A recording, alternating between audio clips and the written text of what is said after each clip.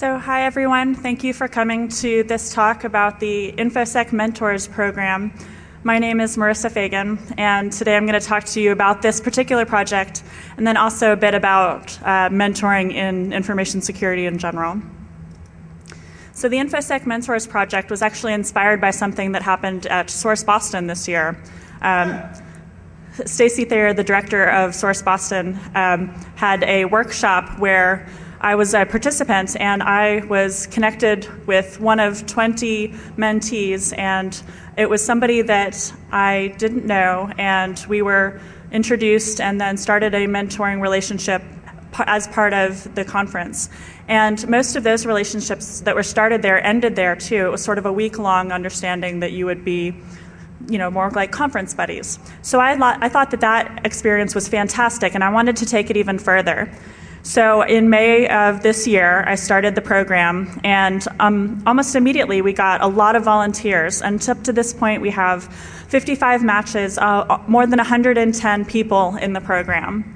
And if I could just take a minute to tell you how the program works, I have volunteers give me biographical information and then talk to me a little bit about what their interests are and their experiences. And then things in those profiles stand out, and we match them based on those things that stand out on a manual basis, and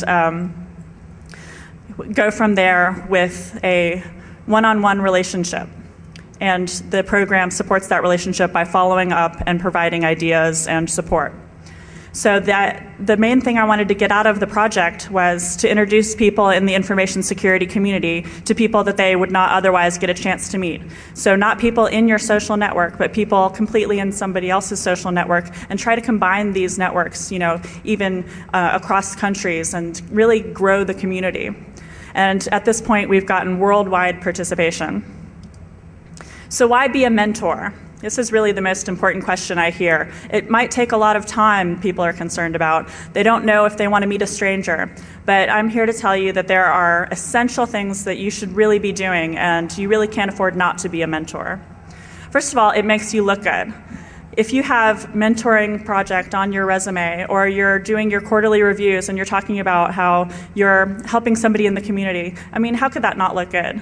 The program is established, and we've got some official relationships now. So it's really going to be something that you can rely on to put together as part of your career in the future. And we're trying to make this something that people can talk about reliably as part of their careers.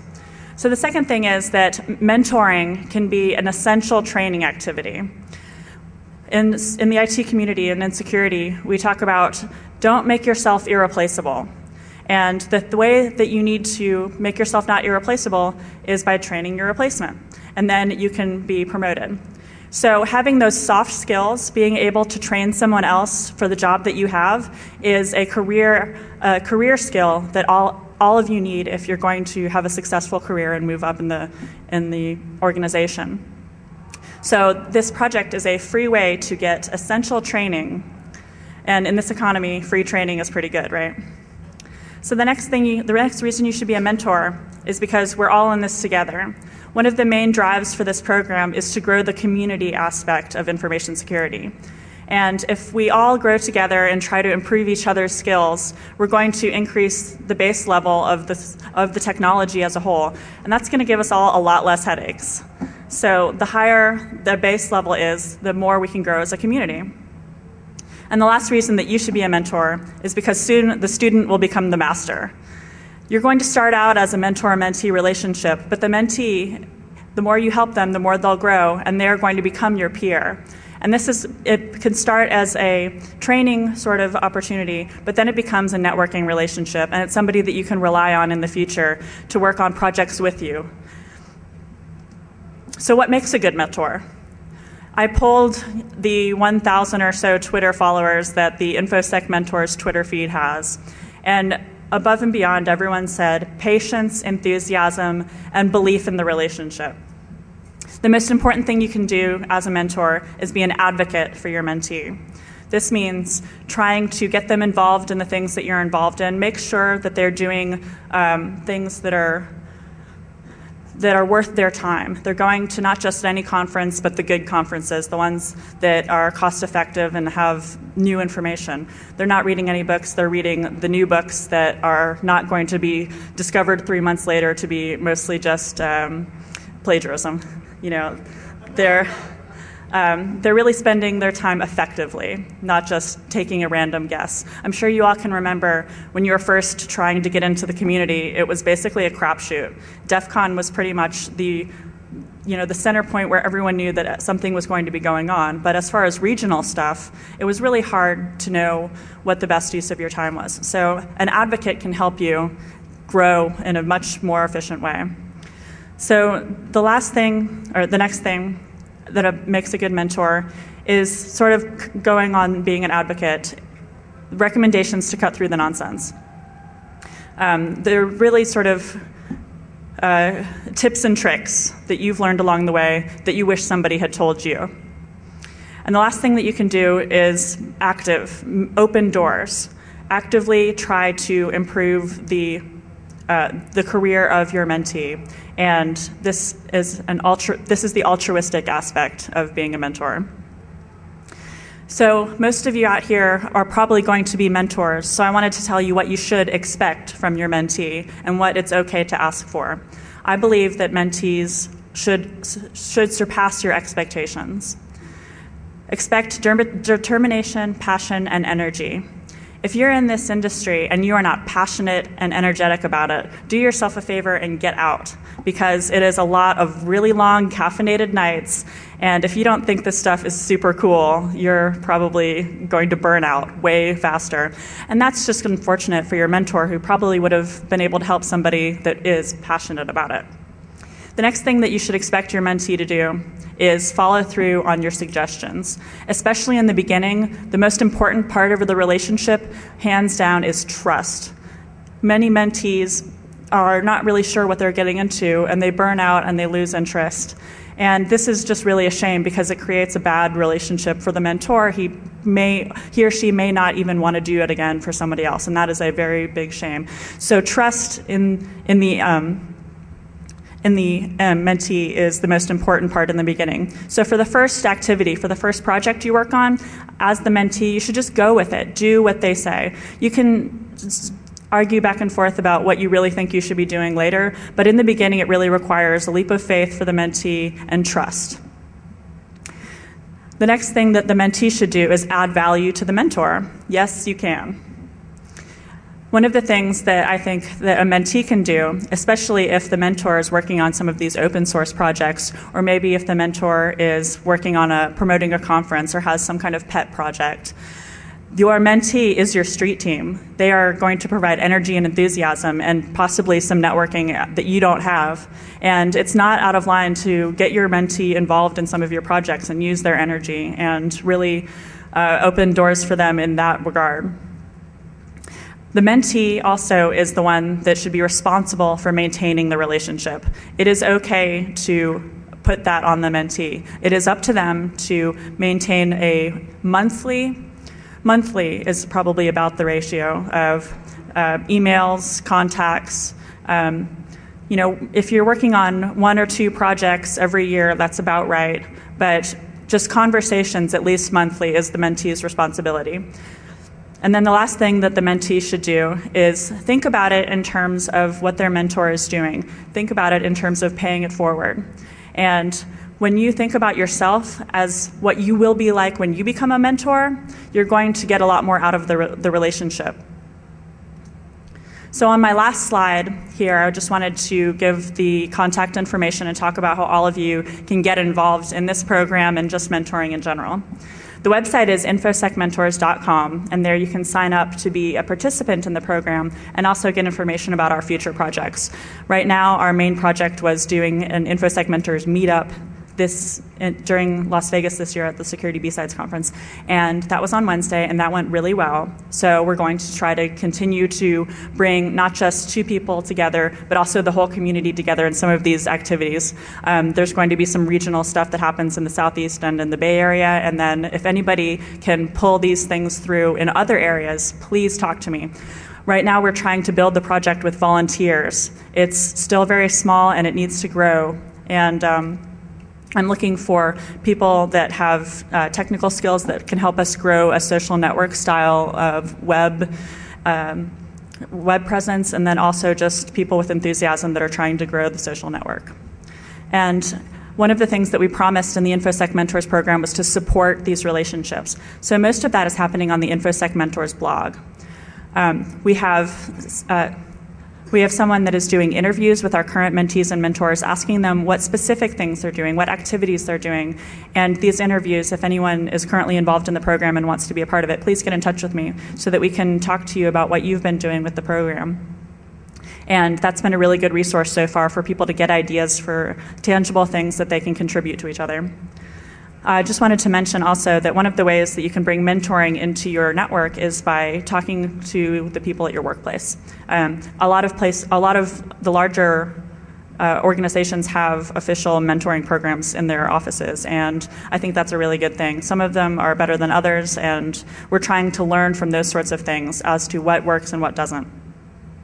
And then just this sentiment, bring the newbies up to the new level. If you see somebody around here this week that kind of looks like they're more enthusiastic than knowledgeable, really use that and help them find out what to do next, later this week or later this year, and act on this and make a difference. We are all in this together, and this is really about community building. So, you are the ones that will make the difference. If not for yourselves, then for the whole community. Do it for us. So if anybody has a comment that they would like to make about mentoring or a question about the project, you can either shout it out or come up here if it's a comment. We have a couple of minutes left. Do you want to come up here or just shout it out?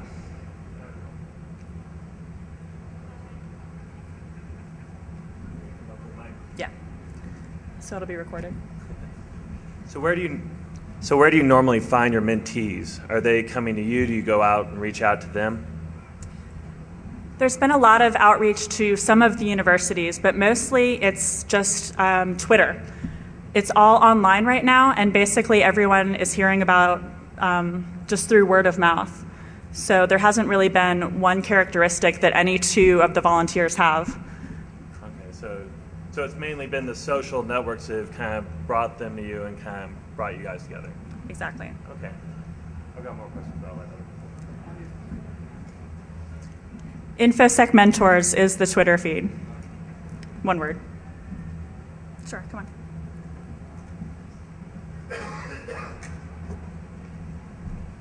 I just wanted to say that I work for a larger company, and we have an official mentoring program. And in the beginning, when I was a mentee for the first time, I really didn't know how that all is supposed to work. And I learned at a certain point that you find your mentor and your mentor finds you. And usually for me, it was always a situation where I had one or two mentors at the same time, and I was looking for them for a specific issue that I had an issue with.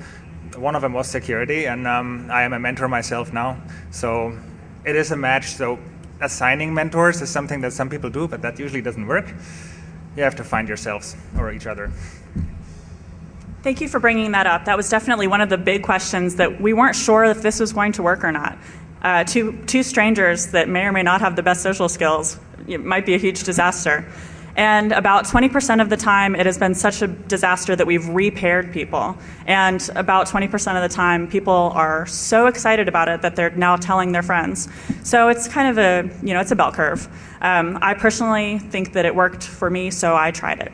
But some people it may not be right for. Did you have another comment? Do you want to introduce yourself if you have so much? Sure. I'm Gabriel, everybody. So a lot of us work in very sensitive fields where, we may not be able to talk a lot about what we do day to day. How do you address that with the mentoring program so that, we can mentor someone without having to get into all the sticky stuff about getting them involved in what we do? So there's the social aspect of it and then the technical aspect of it. And you kind of find that balance. You have to be able to be honest with yourself and give what you can. I think that there is really no expectation that you're going to be using your personal work activities as your, subject matter, because they're not going to come work for you. You're going to be talking about like the open source projects, and if they're interested in web apps, you talk about WebGoat, that kind of thing. And it doesn't necessarily have to be your personal projects that even come up at all. The InfoSec Mentors program does not require you to tell me a whole lot of personal information. If that's a problem for you, we can work with that. And there's still a way to help.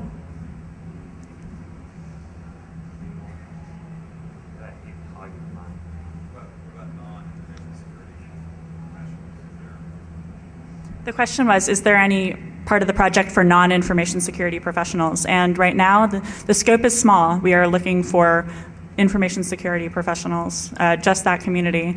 And it's pretty complicated in and of itself. So, 50 to 70 different subfields of security sounded like plenty.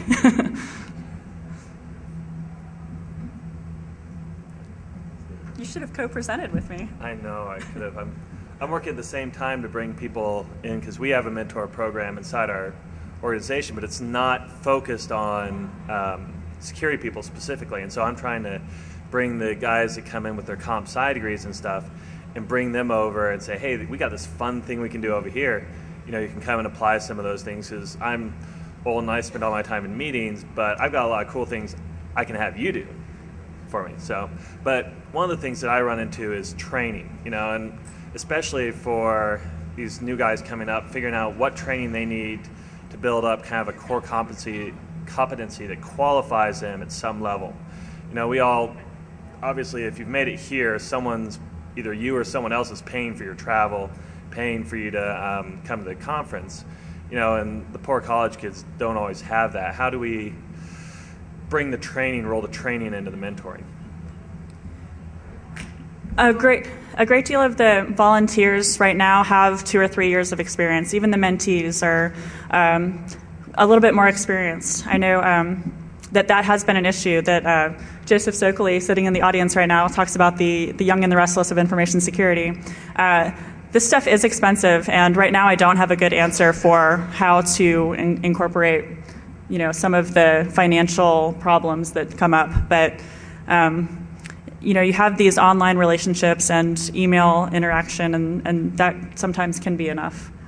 But there's a lot of professional organizations that offer free training. I volunteer for a local ISSA chapter in Sacramento, and every month we have a hands-on technical training that we provide to not only our members, but even non-members who want to come and see what it's all about. So he said that ISSA, for example, has free training, and one of the easy stuff is free. The free training is something that a mentee might never find out about if not for somebody guiding them to that. So that's the kind of thing that we're really talking about, the tricks and cluing people in, leading the horse to water, as it were. Well, I think unless there's any other things that people want to say about mentoring, I just wanted to say that this is a pretty good turnout, and I really appreciate everyone's involvement. One more thing? Yeah, do you have a geographical layout of where most of this is occurring? That's an interesting thing that you've just brought up. It's been brought up several times. Half the people are very interested in where everyone else is and what everyone else is doing. And then the other half of the people are very concerned that they don't want to be exposed in that way. So we're trying to work right now with a feature program that may expose the geographical locations of each of these pairs so that they can be connected to each other as well and making a mesh relationship. But for now, we're still trying to work that out. So if you look at the infosecmentors.com feed or InfoSec Mentors Twitter, you can find out if we do that in the future. I think that's it. Thank you, everyone.